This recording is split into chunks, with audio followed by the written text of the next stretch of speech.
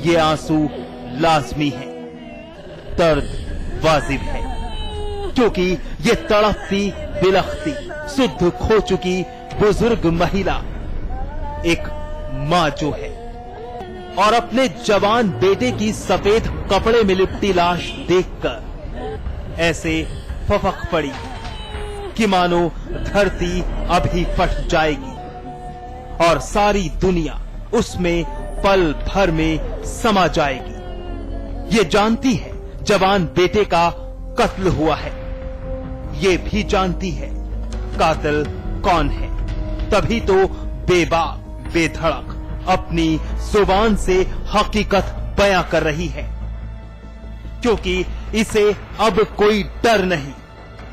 इसकी जिंदगी की आस, इसका सहारा, इसकी आंखों का तारा, इसका बेटा संजीव प्यार के दुश्मनों ने इससे छीन लिया। ना मेरे लौंडे को फोन करके बुला लिया था। फिर क्या हुआ? घर से सोते हुए उठा कर ले गया उसका लौंडा। हर बदमाश तो हवेली में ले जाकर मार दिया। तो लड़की से फोन कराया था? लड़की नहीं फोन कराया, बदमाश को बुलाया। लड़की नहीं फोन कराया। फिर क्या हुआ? लड़की नहीं फोन करके बुलाया था। बड़ी बेरहमी से बेटे का कत्ल कर दिया। जी हाँ, ये माँ बार बार बस यही बोल रही है। दरअसल बिजनौर के थाना नेहटोर के रहने वाले संजीव ने जवानी की दहलीज पर कदम रखा तो पड़ोस की रहने वाली एक लड़की पर दिल हार बैठा। संजीव का इश्क परवान चढ़ रहा था। संजीव और उसकी प्रेमिका बेखौफ बेखबर मोहब्बत की मंजिल तय कर रहे थे, लेकिन संजीव अनजान था कि प्रेमिका का परिवार इश्क प्यार मोहब्बत कुछ नहीं मानता। उनके लिए रिश्ते की कोई अहमियत नहीं थी और एक दिन झूठी इज्जत की खातिर संजीव के कत्ल से अपने हाथ तक रंग लेंगे। क्योंकि इससे फोन करती थी और इसके घर वाले भी, इसका बाप जो है लड़की का, उनके पैसे चाहिए थे इन पे और ये पैसे लेकर आया देहरादून से कमा के 50,000 रुपये छीने और लड़की का आरोप लगाया इस पे, लड़के पे। ये मामला था। 4 चीज से इसकी जान फाड़ी है और पेट में मारा है। गुप्तांग काट दिए उसको? जी हाँ, उसके गुप्तांग काट दिए गए। संजीव के रिश्तेदार भी उसकी प्रेमिका के परिवार पर कत्ल का इल्जाम लगा रहे हैं। उनका कहना है कि धोखे से संजीव को फोन कर बुलाया गया और फिर दरिंदों ने बड़ी ही बेरहमी से उसकी हत्या कर डाली, यहाँ तक कि उसका गुप्तांग तक काट डाला। पीड़ित परिवार की तहरीर पर पुलिस ने केस दर्ज कर लिया है। लड़का इस परिवार में इनका आना जाना है तो वहाँ मिलने के लिए गया हुआ था। इसी दौरान इस लड़के का इस परिवार के लोगों ने घेर करके मर्डर किया। तो इसका पता ये चला है कि ये परिवार के पुत्री से इस लड़के के संबंध है और इसमें 5 लोगों को नामजद किया गया है। इनकी रात से ही इनकी गिरफ्तारी का प्रयास किया जा रहा है और जल्द से जल्द इनकी गिरफ्तारी सुनिश्चित है। एएसपी साहब भी बयान दे रहे हैं कि संजीव को घेर कर हत्या की गई, साजिश रची गई थी। मामला प्रेम प्रसंग से जुड़ा था, लेकिन ऑनर किलिंग है या नहीं वो तफ्तीश के बाद पुख्ता होगा। 5 लोगों के खिलाफ नामजद रिपोर्ट दर्ज कराई गई है, लेकिन एएसपी साहब जरा बताएं, संजीव के कत्ल की और क्या वजह उन्हें नजर आती है? क्या वो झूठी शान की खातिर किए गए इस कत्ल की सच्चाई पर पर्दा डालना चाहते हैं या फिर ऑनर किलिंग के बढ़ते मामले संजीदा नहीं है? अरशद जैदी, बिजनौर समाचार प्लस। 16 सितंबर 2013 की रात वो लड़की अपने पड़ोसी के घर टीवी देखने गई हुई थी, लेकिन एक अनहोनी ने उसके जहन को कुरेद कर रख दिया। दरिंदों ने असमत पर घाव करने की कोशिश की और मुंह खोलने पर अंजाम भुगतने की धमकी दी। वो खामोश थी, फिर भी उसकी दुनिया उजाड़ दी गई। 16 तारीख को टीवी देखने बहादुर यादव के घर गए थे। क्या है उस रात का सच। और उस दिन उन्होंने मेरे साथ छेड़खानी किया था।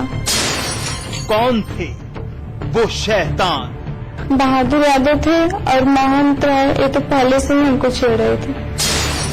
वो चुप थी, फिर भी उजाड़ दी गई उसकी दुनिया। हम घर पे आके किसी को भी नहीं बताए थे।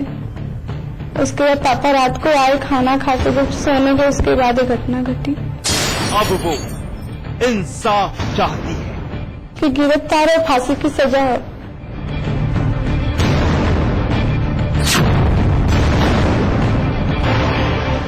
हर अल्फाज में कितनी सच्चाई है, ये परखना कानून की जिम्मेदारी है। दास्तान की पटकथा रचने के लिए हमने लड़की एक काल्पनिक नाम निशा दिया है, जिसके सहारे इस लड़की के साथ हुई हर ज्यादती को आपके सामने रखा जाएगा। जिस एतबार के साथ निशा ने पड़ोसी वेद प्रकाश राय और विजय बहादुर यादव के घर में दस्तक दी थी, उसके अंजाम के बारे में निशा को बिल्कुल इल्म नहीं था। निशा साफ शब्दों में बयां कर रही है कि हैवानियत पर आमादा वेद प्रकाश और विजय बहादुर ने मर्यादा की सीमाएं लांघी। न सिर्फ उसकी अस्मत पर चोट करने की कोशिश की, बल्कि मुंह खोलने पर परिवार समेत मारने की धमकी भी दी। निशा सहमी हुई थी, फिर भी उसकी खुशियां उजाड़ दी गई। हम 16 तारीख को टीवी देखने बहादुर यादव के घर गए थे और उस दिन उन्होंने मेरे साथ छेड़खानी किया था। और छेड़खानी के बाद हमने धमकी दी कि हम पापा से कर देंगे। उसके बाद वो भी कह रहे तुम्हारे पापा को हम गोली से उड़ा देंगे। उसके बाद हम घर पे आके किसी को भी नहीं बताए थे। उसके बाद पापा रात को आए, खाना खा के जब सोने गए, उसके बाद ये घटना घटी। जनपद आजमगढ़ के थाना गंभीरपुर गांव गोमाहडी की रहने वाली निशा शैतानों की करतूत से काफी आहत हुई थी। जानती थी कि मुंह खोलने पर शैतान खौफ की इबारत लिख डालेंगे। शायद होनी को यही मंजूर था। 16 सितंबर 2013 की रात संदिग्ध हालत में निशा के पिता आनंद कुमार राय की लाश फांसी के फंदे से झूलती मिली। वहीं इस वारदात से फैली सनसनी के बाद स्थानीय सपा विधायक इसके पीछे साजिश की बू आ रही है। अब देखिए, ये घटना में पीछे कुछ राज है और उसके बाद इस राज को और हमारे क्षेत्र की जनता, पूरी इस गांव के सारे सम्मानित लोग लगे हुए हैं कि पर्दा करें। गांव का हर शख्स जानना चाहता है कि आखिर ऐसी कौन सी वजह थी जिसकी कीमत के एवज में निशा के पिता आनंद की जिंदगी फना कर दी गई। उनकी 16/17 की रात को संदिग्ध परिस्थितियों में मृत्यु हो गई थी। पोस्टमार्टम रिपोर्ट में दूसरा प्रिजर्व किया गया है। इन्होंने एप्लीकेशन दिया हुआ है कि इनकी हत्या की गई है। इस संबंध में थाना अध्यक्ष को जो जो पॉइंट इन्होंने उठाए हैं उन पहलुओं की जांच करके और उनकी जांच के आधार पर कार्रवाई करने के लिए निर्देशित कर दिया गया। पुख्ता तौर पर आनंद की मौत की तस्दीक पुलिस करना चाहती है, हर राज से पर्दा उठाना चाहती है। लिहाजा पोस्टमार्टम के वक्त विसरा रिपोर्ट को भी तवज्जो दी गई। एसपी सिटी ने थाना गंभीरपुर को निर्देश दिए हैं कि तहरीर के आधार पर आरोपियों के खिलाफ कार्रवाई की जाए। लेकिन वारदात साबित करती है कि जुर्म के खिलाफ मुंह खोलने की कीमत अदा करनी पड़ती है। राजीव कुमार, आजमगढ़ समाचार प्लस। कभी बलात्कार, कभी लूट, कभी डकैती तो कभी हत्याएं। वो जिला कोई और नहीं बल्कि गुनाह का गाजियाबाद है। बदमाश बेखौफ बेहिजक जुर्म की काली कहानियां लिखते जा रहे हैं। हमारे वर्दीधारी बेबस हैं, अपराध पर लगाम कैसे कसनी है, कोई रास्ता सूझ नहीं रहा और अपराधी ताबड़तोड़ वारदात अंजाम देकर खाकी को बार बार चुनौती दे रहे हैं। गुनाह का गढ़ बना गाजियाबाद, दिन दहाड़े बदमाश फैला रहे दहशत, सरेआम हो रहे हैं कत्ल,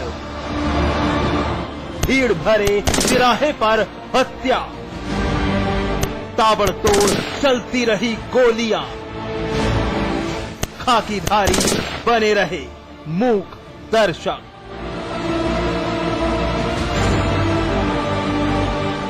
सुबह के तकरीबन 10:40 का वक्त था। जगह जिला गाजियाबाद का मेरठ तिराहा। अचानक 3 बाइक सवार बदमाश दस्तक देते हैं। निशाना क्रॉसिंग खुलने का इंतजार कर रहे विजय पंत और जतिन बनते हैं। विजय और जतिन कुछ समझ नहीं पाते और बदमाश मोटरसाइकिल सवार विजय और जतिन पर गोलियां दागना शुरू कर देते हैं। जतिन थोड़ा जख्मी होता है, लेकिन गोलियां विजय का जिस्म चीरती हुई जिंदगी छीन ले जाती हैं। बदमाश मकसद अंजाम देकर फरार हो जाते हैं और तिराहे पर खड़ी पुलिस और पब्लिक मूक दर्शक बनकर सारा वाकया देखती रह जाती है। दिन दहाड़े फायरिंग और एक शख्स की हत्या, उंगलियां सीधा सरकार और पुलिस की बनाई कानून व्यवस्था की तरफ उठने लगती हैं।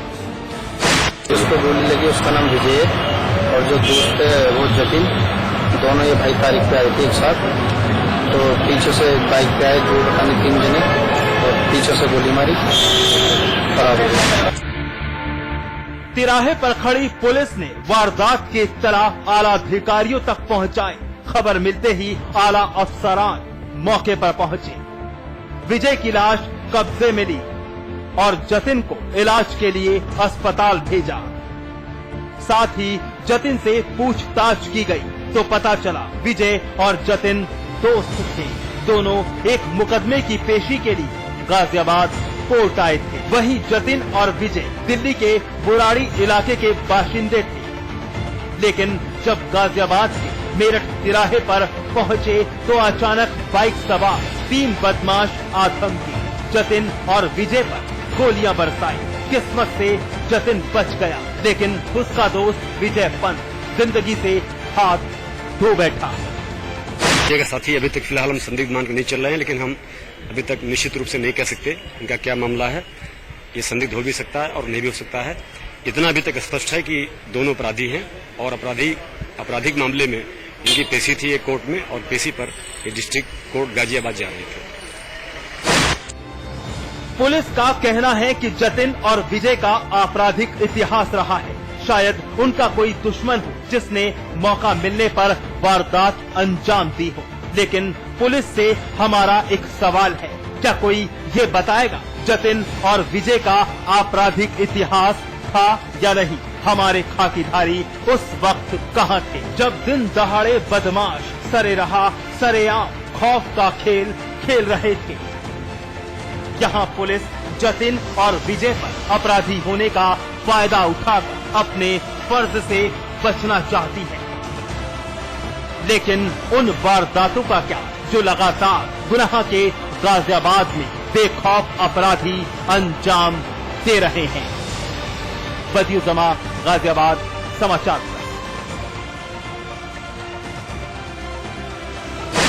बहरहाल एनकाउंटर में वक्त है ब्रेक का। ब्रेक के बाद दिखाएंगे इंसानियत चीखती है तो चीखती रहे।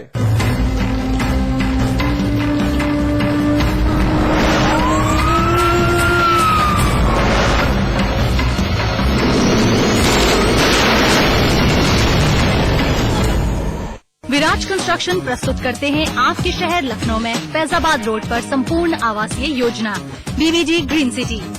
मात्र 20% जमा करके पाए अपने सपनों का घर। आज ही संपर्क करें 0522-309-3500। आज ली क्या? Julie, my love, you're the love of my life. Julie! उंगली खुजली खुजली ने प्लान बनाया क्विकली और पाइप दबाया क्वाइटली। One sec. Hello.